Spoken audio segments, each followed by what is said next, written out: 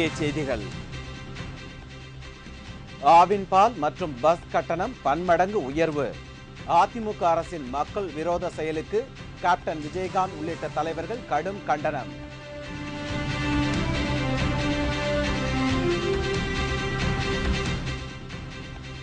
விலைவாசி உயர்வால் மத்திய அரசுக்கு எதிராக ஒத்திவைப்பு தீர்மானம். அனைத்து கட்சி கூட்டத்தில் எதிர்க்கட்சிகள் அறிவிப்பு.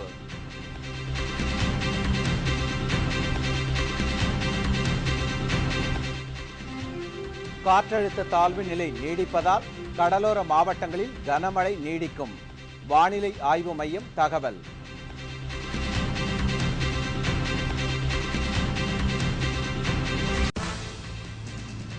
கூடங்குளம் அணுமின் நிலையத்தில் மத்திய குழு தீவிர ஆய்வு. போராட்டக் குழுவினரின் கேள்விகளுக்கு நாளை பதில்.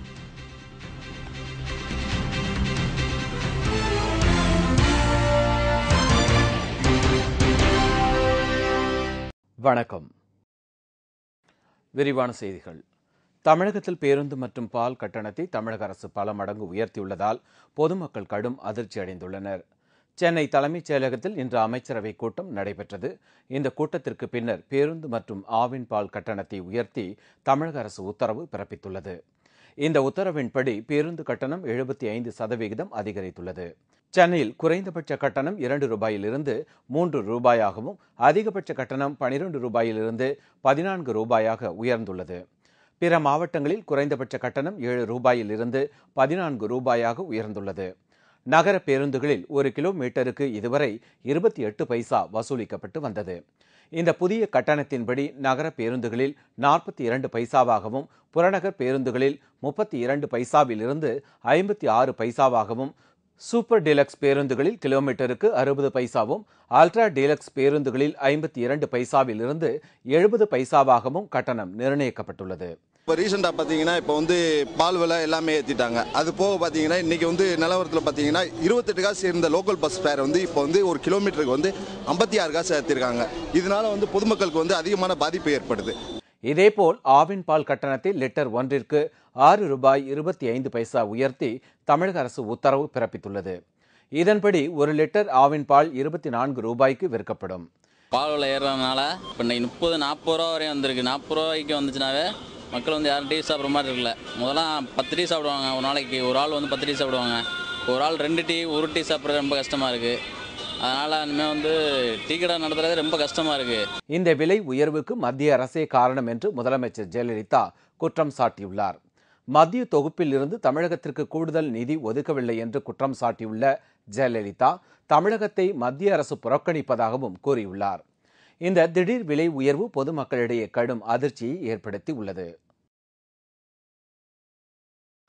பேருந்து கட்டணம் மற்றும் பால் விலை உயர்வு அதிமுக அரசின் மக்கள் விரோத போக்கையே காட்டுகிறது என்று தேமுதிக நிறுவன தலைவர் கேப்டன் விஜயகாந்த் தெரிவித்துள்ளார். தமிழக அரசு திடீரென்று பேருந்து கட்டணத்தையும் பால் விலையையும் உயர்த்தி உத்தரவிட்டுள்ளது. இதுகுறித்து அறிக்கை வெளியிட்டுள்ள கேப்டன் விஜயகாந்த், அத்தியாவசிய பொருட்களின் விலை கட்டுக்கடங்காமல் அதிகரித்து வருவதால் குடும்ப செலவுகளை சரிகட்ட முடியாமல் ஏழை எளிய நடுத்தர மற்றும் பாமர மக்கள் திண்டாடும் வேளையில் வெந்த புண்ணில் வேல் பாய்ச்சுவது போல் அதிமுக அரசு பால் மற்றும் பேருந்து கட்டணத்தை வரலாறு காணாத வகையில் உயர்த்தி இருப்பதற்கு தனது கண்டனத்தை தெரிவித்துள்ளார்.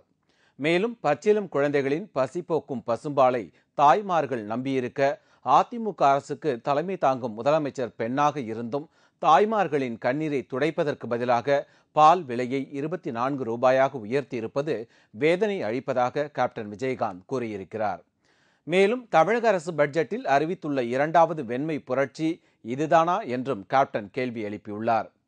பால் உற்பத்தியாளர்களுக்கு கூடுதல் விலை தருவதை தேமுதிக ஆட்சேபிக்கவில்லை என்று தெரிவித்துள்ள கேப்டன், உற்பத்தியாளர்களுக்கு 2 ரூபாய் கொடுத்துவிட்டு மக்களிடம் 6 ரூபாய் 25 பைசா வசூலிப்பது நியாயமா என்று கேள்வி எழுப்பியுள்ளார். ஏழை எளிய நடுத்தர மற்றும் பாமர மக்கள் அரசு போக்குவரத்தை நம்பியிருக்கும் போது சென்னை நகர போக்குவரத்திற்கான கட்டணத்தையும் புறநகர் மற்றும் பிற மாவட்ட போக்குவரத்து கட்டணத்தையும் 75% உயர்த்தியிருப்பது அதிர்ச்சி அளிக்கக்கூடிய விஷயம் மட்டுமல்லாமல் மக்களை ஏமாற்றும் செயல் என்றும் கேப்டன் கண்டித்திருக்கிறார்.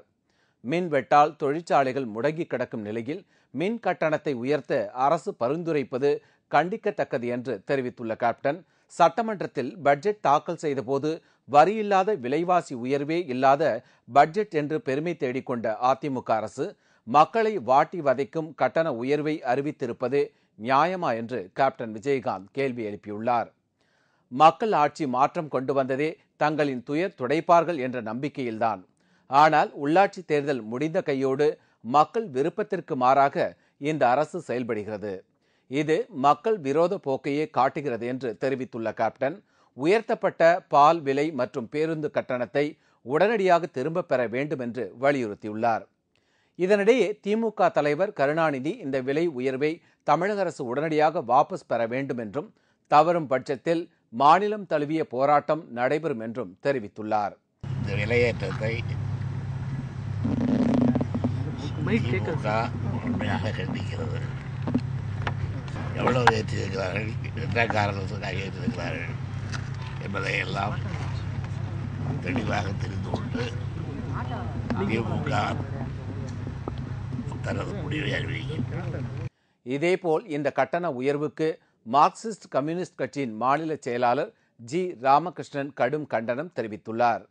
மாநில அரசாங்கம் பேருந்து கட்டணத்தை உயர்த்தியிருப்பதும், ஆவின்பால் கட்டணத்தை உயர்த்தியிருப்பதும், மின் கட்டணத்தை உயர்த்துவதற்கு அந்த ஆணையத்துக்கு பரிந்துரை செய்திருப்பதும் தமிழ்நாட்டு மக்களை கடுமையாக பாதிக்கும். வெந்த புண்ணில் வேலை பாய்ச்சுவது போல மாநில அரசாங்கம் விலைகளை உயர்த்தியிருக்கிறாங்க. உயர்த்தப்பட்ட விலையை உடனடியாக திரும்ப பெறுமாறு மார்க்சிஸ்ட் கட்சியின் மாநில செயற்குழு சார்பாக மாநில அரசாங்கத்தை நான் வற்புறுத்துறேன். விலைவாசியை கட்டுப்படுத்த தவறிய மத்திய அரசுக்கு எதிராக ஒத்திவைப்பு தீர்மானம் கொண்டுவர எதிர்க்கட்சிகள் முடிவு செய்துள்ளன. நவம்பர் 22ஆம் தேதி நாடாளுமன்றத்தின் குளிர்கால கூட்டத்தொடர் துவங்குகிறது. இந்த கூட்டத்தொடரில் மொத்தம் 31 மசோதாக்கள் தாக்கல் செய்யப்பட உள்ளன. இந்நிலையில் இந்த மசோதாக்கள் குறித்து விவாதிப்பதற்காகவும் குளிர்கால கூட்டத்தொடரை சுமூகமாக நடத்துவது குறித்து ஆலோசிப்பதற்காகவும் மக்களவை சபாநாயகர் மீரா குமார் அனைத்துக் கட்சி கூட்டத்தை இன்று கூட்டினார். இந்த கூட்டத்தில் குளிர்கால கூட்டத்தொடரை சுமூகமாக நடத்த அனைத்து கட்சிகளின் ஆதரவை நாடும் விதத்தில் இந்த அனைத்துக் கட்சி கூட்டம் நடத்தப்பட்டது. கூட்டத்தில் சுஷ்மா சுவராஜ், குருதாஸ் தாஸ் குப்தா, லாலு பிரசாத் யாதவ், பிரணாப் முகர்ஜி உள்ளிட்ட தலைவர்கள் கலந்து கொண்டனர். இக்கூட்டத்தில் விலைவாசியை கட்டுப்படுத்த தவறிய மத்திய அரசிற்கு எதிராக ஒத்திவைப்பு தீர்மானம் கொண்டுவரப்படும் என்று பாஜக உள்ளிட்ட எதிர்க்கட்சிகள் தெரிவித்துள்ளன.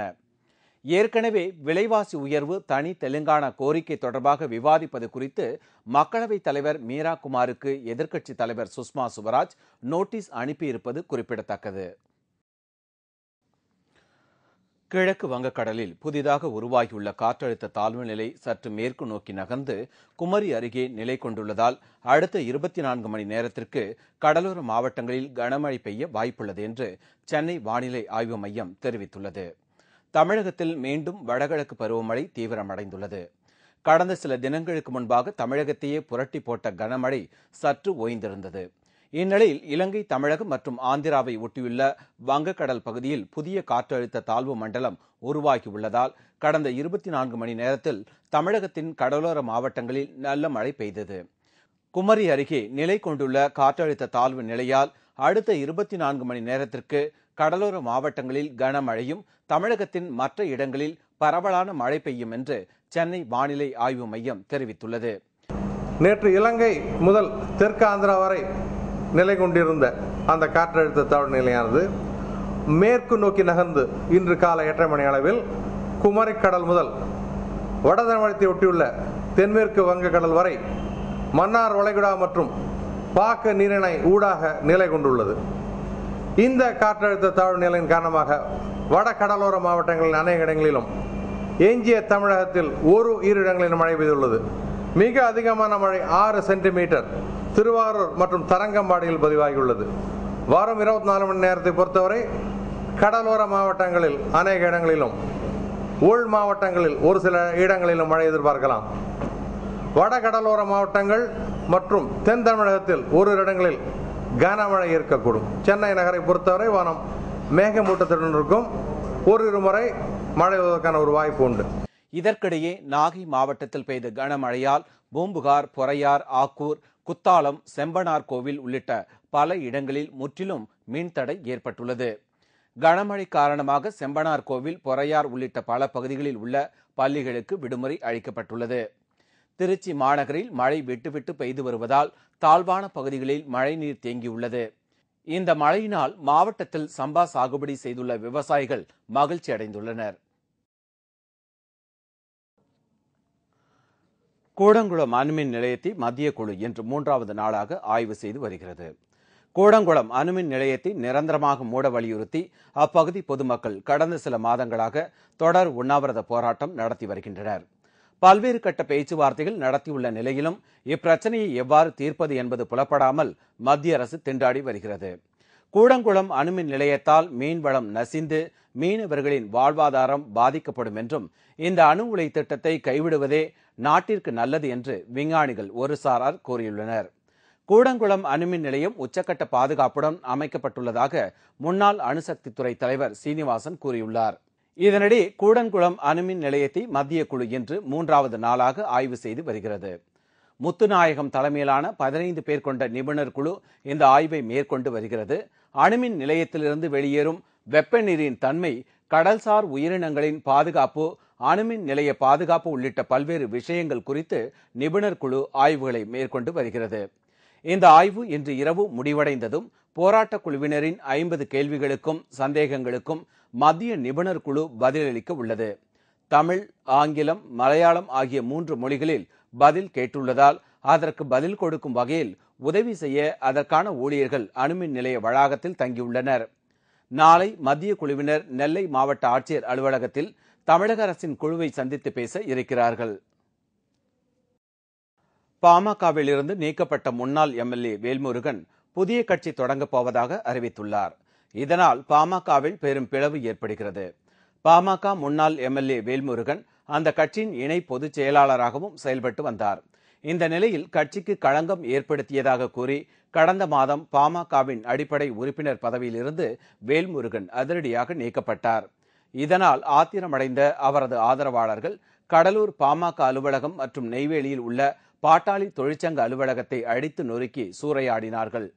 மேலும் கட்சி கொடி கம்பத்தை வெட்டி சாய்த்து ராமதாஸ், அன்புமணி ஆகியோரின் உருவப்படங்களுக்கு தீ வைத்து கொளுத்தி ஆர்ப்பாட்டத்தில் ஈடுபட்ட வேல்முருகனின் ஆதரவாளர்கள் கடலூரில் உள்ள கட்சி அலுவலகத்தையும் கைப்பற்றினார்கள். இதைத் தொடர்ந்து பாமகவில் வஞ்சிக்கப்பட்டவர்களை ஒன்று திரட்டி புதிய கட்சி தொடங்கும் முயற்சியில் வேல்முருகன் ஈடுபட்டு வந்தார். இந்த நிலையில் சென்னையில் இன்று செய்தியாளர்களை சந்தித்த அவர் பாமகவின் அடிப்படை பொறுப்பிலிருந்து தன்னை நீக்கியதற்கான காரணத்தை இதுவரை ராமதாஸ் கூறவில்லை என்று தெரிவித்தார். தன் உயிர் மூச்சு இருக்கும் வரை மீண்டும் பாமகவிற்கு செல்ல மாட்டேன் என்று கூறிய அவர் விரைவில் தனிக்கட்சி தொடங்கப் போவதாகவும் தை மாதம் பிறந்தவுடன் கட்சியின் பெயர் அறிவிக்கப்படும் என்றும் குறிப்பிட்டார். நிச்சயமாக பாட்டாளி மக்கள் கட்சி என்ற ஒரு கட்சியில் வேல்முருகன் இனி ஒரு காலத்திலும் ஒருபோதும் இணைய மாட்டான். இதுபோன்று வருகின்றவர்களை வைத்துக்கொண்டு நிச்சயமாக அனைவருடைய கருத்துக்களையும் கேட்டு ஒட்டுமொத்த மனித சமூகத்திற்கு பயன்படுகின்ற அளவிலும் சுற்றுச்சூழல் இன்னும் இருக்கிற ஏனைய சமூகம் சார்ந்த பிரச்சனைகளுக்கு பயன்படுகின்ற வகையிலும் மதம், மொழி, இனங்களை கடந்து ஒரு உண்மையான ஒரு மாற்று ஒரு அரசியல் கட்சியாக 10ஓடு 11 இல்லாத ஒரு அரசியல் கட்சியாக வேல்முருகன் இந்த கட்சியை கடைசி வரையில் உயிர் மூச்சு உள்ள வரையில் நடத்துவான் என்பதை பத்திரிகை நண்பர்களுக்கு உறுதியாக சொல்லுகிறேன். பாமகவில் உள்ள 80% தொண்டர்கள் தனக்கு ஆதரவு அளித்து வருவதாகவும் வேல்முருகன் கூறினார். வேல்முருகனின் புதிய கட்சி அறிவிப்பு பாமக தலைமைக்கு மேலும் நெருக்கடியை ஏற்படுத்தி உள்ளது.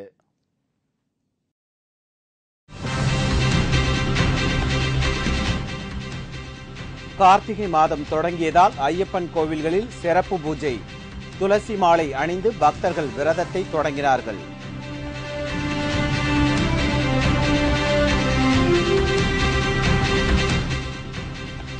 பட்டா பெயர் மாற்றம் செய்ய 5000 ரூபாய் லஞ்சம் வாங்கிய சர்வேயர் கைது, லஞ்ச ஒழிப்பு போலீசார் நடவடிக்கை மற்றும் பல செய்திகள் விளம்பர இடைவேளைக்கு பிறகு.